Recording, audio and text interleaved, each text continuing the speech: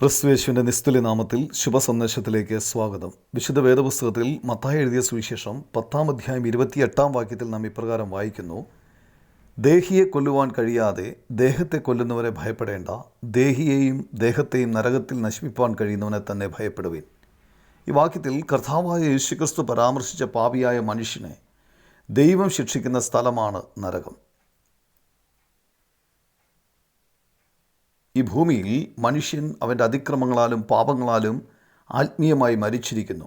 ഈ അവസ്ഥയിൽ മനുഷ്യൻ ഭൗതിക സുഖം അനുഭവിപ്പാനുള്ള എല്ലാ ശ്രമങ്ങളും ഈ ഭൂമിയിൽ നടത്തുന്നു. അവൻ തൻ്റെ ആത്മീയ സ്ഥിതിയെക്കുറിച്ച് ശ്രദ്ധിക്കുന്നില്ല. വിസ്മൃതിയോടെ അവൻ നരകത്തിലേക്ക് നീങ്ങുന്നു.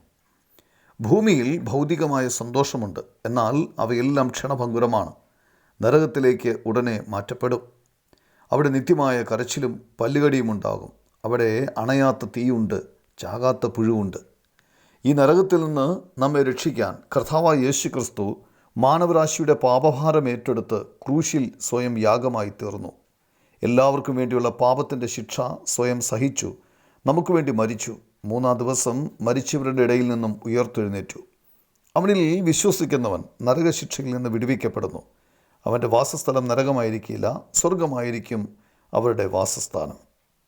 നരകശിക്ഷയിൽ നിന്ന് വിടുവിക്കപ്പെട്ട് സ്വർഗത്തിൽ പ്രവേശിപ്പാൻ നിങ്ങൾക്ക് കഴിയട്ടെ എന്നാണ് നിങ്ങൾക്ക് വേണ്ടിയുള്ള ദൈവത്തോടുള്ള ഞങ്ങളുടെ പ്രാർത്ഥന.